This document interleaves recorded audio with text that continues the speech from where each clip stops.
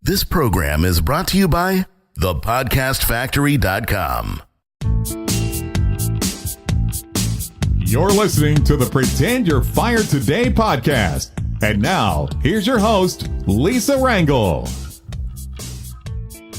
Hello and welcome. Welcome to the 37th episode of the Pretend You're Fired Today podcast. I'm Lisa Rangel, host of the Pretend You're Fired Today podcast and founder of Chameleon Resumes. We are an executive resume writing, LinkedIn profile development, and job search consultancy firm that helps executives and high potential leaders land their next position faster. And on today's podcast, we're going to list the 8 moves that high performing executives can do to protect their career in a merger and acquisition. Most people, when I ask, what's your biggest asset? Hello and welcome. Welcome to the 37th episode of the Pretend You're Fired Today podcast. I'm Lisa Rangel, host of the Pretend You're Fired Today podcast and founder of Chameleon Resumes. We are an executive resume writing, LinkedIn profile development, and job search consultancy firm that helps executives and high potential leaders land their next position faster. And on today's podcast, we're going to list 8 moves executives can do to protect their career in a merger and acquisition. Most people, when I ask, what's your biggest asset? Typically their answer is that their home is their biggest asset. And in most cases, this answer is incorrect. Another common answer could be the investments that they hold, possibly for some, but for still many, I will venture it's the wrong answer. What is the right answer for most people? The biggest asset that you have for most of us is our career. If you look at the income that you will generate over a lifetime, that is truly the biggest asset that most people have in their life. And if your career is managed properly, you can maximize raises, bonuses, perks for each new role you land.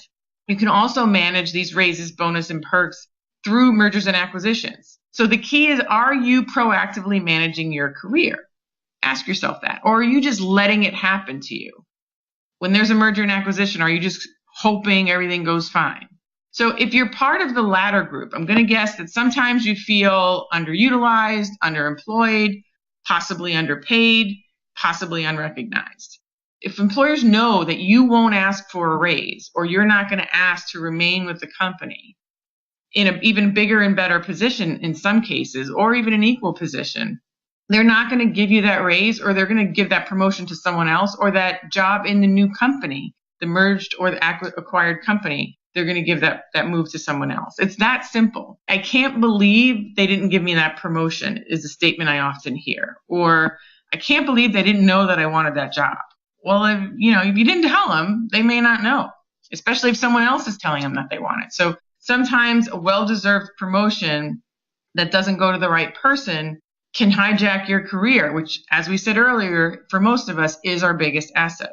And however, there are times that when I follow up with what did you do to earn the promotion? Or what did you do to let them know that you wanted that job in the newly created company? The answer is often nebulous, vague, a sense of avoidance, because I can tell the person was banking on commitment, their commitment or their seniority or their loyalty to secure that career bump or that move in the new company. But that promotion went to someone else who networked better, or that job in the new company went to someone who knew someone from maybe the new company, or someone from their company who just simply networked better and demonstrated results more prominently that were needed in the new role. And the person who received it also earned it, but sometimes, hence why they're there, didn't expect it to be given. They asked. So when you take steps to improve your skills, improve your network with decision makers, position yourself as a winner, you're actively managing your career and not passively waiting for things to happen to you. This is how you maximize your earnings. This is how you manage your biggest asset. I want you to think of it another way. Think of your home, right? You buy a home, you do yearly maintenance, you paint maybe every 3, 5, even if you're lagging a little bit, 10 years. Occasionally something breaks, you fix it immediately so it doesn't get worse. You might put in a new kitchen, you might update the bathroom, you might update the siding, you might fix the roof. All of these actions help and most likely improve the value of your home, the value of that asset. So back to your career, which is your other asset, and for many of us, our biggest asset. Here's a list of 8 moves on how you can protect your overall career. Reduce your headaches. This list will help you remain proactive if your company's going through a merger or an acquisition, or if you're gunning for a promotion. The goal is to stay ahead in your career. So for the first item, I want you to assume you're fired today, because this is a mindset that forces you to be proactive. And the good news is if you are listening to this podcast, you're already aiming to get step 1 completed. Bravo, bravo. Make the to-do list of everything that's necessary to begin the search for a position outside the company. During a merger and acquisition, make a list of people you should be talking to internally in your company and in the other company. The activities you need to do range from updating your resume, updating your profile, networking, and I'll get to that in a little bit, what that is. But what's most important is learning how much the search process may have changed since you last looked. You may not have to pull the trigger on the job hunt today. You may not have to take a job if you're even offered one on an interview today, but being prepared, doing your research puts you in a position of strength no matter what goes down. So even if it's negotiating for a position within your existing company, knowing you have options outside the company helps your leverage and honestly drastically improves your ability to come across confident and that you have options. Having a plan to follow also helps you stay calm in a crisis. It means you'll make better decisions and you will be better able to negotiate for yourself on your behalf.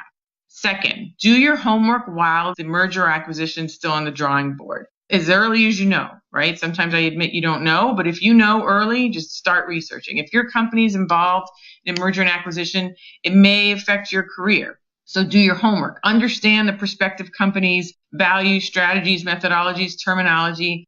Determine who will be in the dominant company. If that is not your company, then you have to understand how things get done in that other company. You can access information from media coverage, reading security analyst reports if that's available, asking contacts. Start doing your due diligence.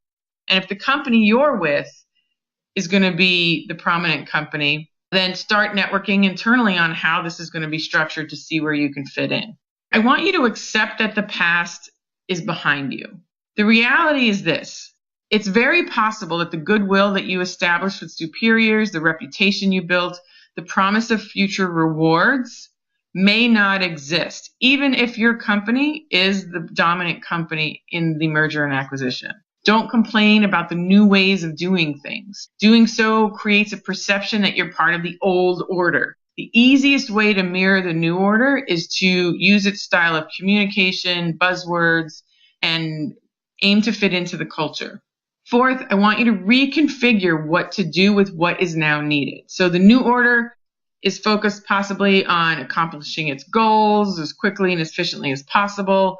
You have a shot at staying employed, even getting a better position with the newly merged or acquired company, if you can explain succinctly how your function aligns with those exact priorities. So, for example, instead of describing general duties and areas of oversight, you might show the results of your work. Show how it affects top line, bottom line. Show how your work affects sales directly or indirectly, or helps it if you're not in a direct sales role.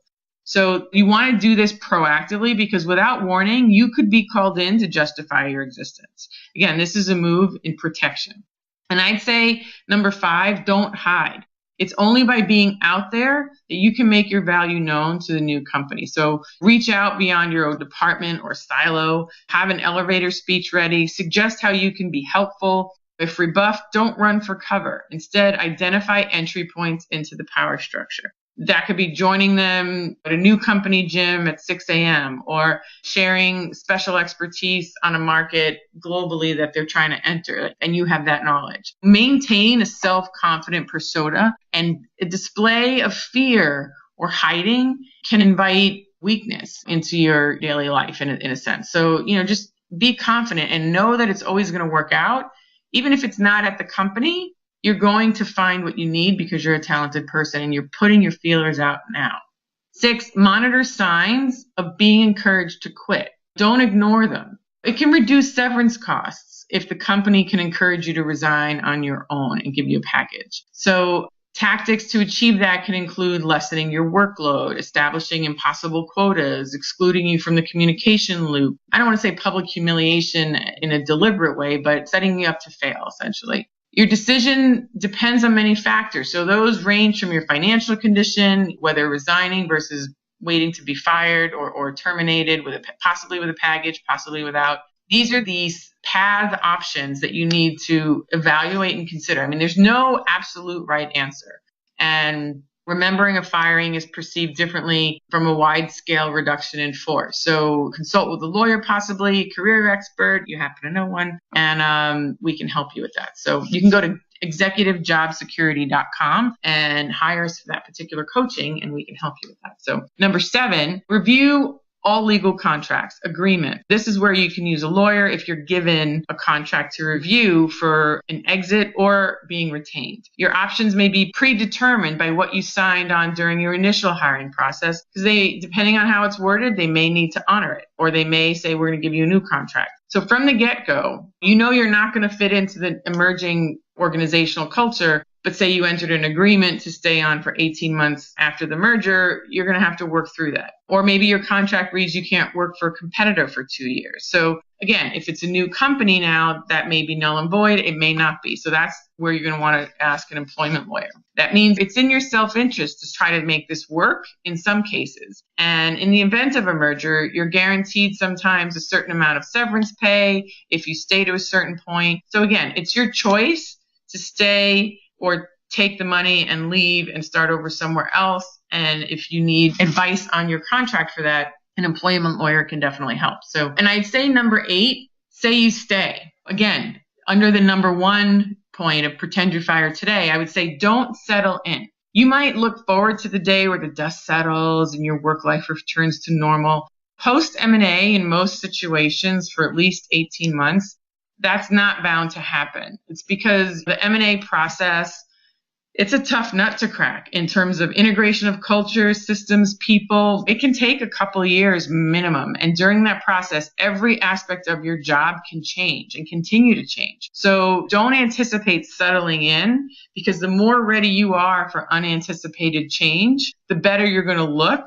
And again, it will help you elongate your employment. So the key is to make sure you're ready. Continually maintain your achievements, your sense of belonging, your continuity actions of your career. This is key. You want to ensure by being continuous in your networking actions and the belonging to your profession and documenting of your achievements that you are ensuring you remain employable, whether it's with your company or a new company. You want to ensure that you have executive job security during or after that merger or acquisition. If you don't feel prepared to do all of these actions confidently, and you simply want qualified accountability to ensure that you stay the course, then hire us for personal guidance. Go to executivejobsecurity.com and invest in our Executive Job Security program to work with our team of career performance coaches that will help you be proactive, help you manage this merger and acquisition process from a career expert's perspective, and help you further advance and ensure continuity in your career. This way you don't have to do it alone, and you can maximize your performance, optimize your situation, get the most that you can out of the situation before you, as well as continue to always look for something that is better. Career continuity coaching resources found at executivejobsecurity.com.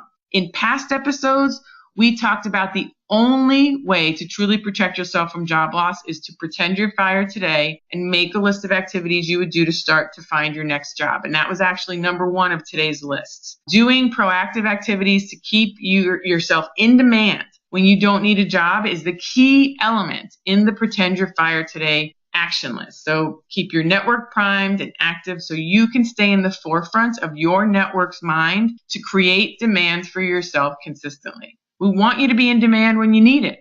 So you need to create the demand before you need it. This way, if your job situation changes unexpectedly, say you don't get a promotion that you were expecting and deserve, or you have an M&A acquisition that's before your organization and you're not sure where you're going to fall. So the key is if things happen beyond your expectations, you already have pent-up demand for what you do by doing these actions that I show you here today. So the next few episodes of the Pretend You're Fired Today podcast, we're going to continue to go through a list of tactics and activities that you can do now to maintain your career and ensure continuous employment. The key is that you're always employable. We want you ready for whatever the world brings your way. The first item on the Pretend You're Fired Today action list is the resume. We cover that in episodes 1 through 8. The second item on the list was updating your LinkedIn profile, which you can review in episodes 9 through 12. And in the last 24 or so episodes, some of the topics that we covered are how to work with recruiters, how to handle the culture fit interview question, how to handle that infamous overqualified question. We show you how to negotiate your salary and conquer your next interview. So you're going to want to revisit the catalog for those episodes. I'm so proud of you of taking these steps to making yourself marketable when you don't need it, because most people wait for that unexpected job change to happen. Then they learn this information about the job search. So kudos to you for doing it before you need it. This is exactly what will help you stay employable. My friend saved me with her priceless advice, pretend you're fired today, and I'm paying it forward with you.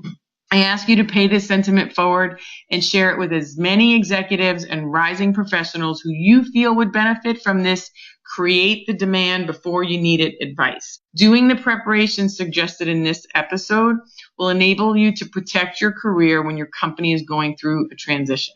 In our next episode, we will discuss how to create time to get 9 hours in a week for your career management and your job search.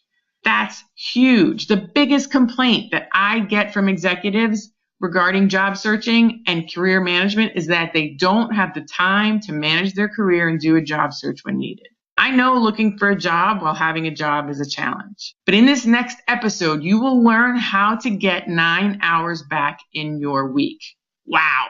You will not want to miss this next episode so you can make the time to be proactive and always ensure you can land your next executive role, even and especially when you're currently working. And in the interim, if you want personalized coaching for your career so you can get past a particular area that you struggle with, or if you just want to make sure that you're staying accountable to these activities so you can always be proactive in maintaining your job security, go to executivejobsecurity.com and hire us to help you directly. So this way we can help you optimize the path before you and protect your biggest asset, that being most likely for most of us, your career. So look forward to seeing you on the next episode. Be well.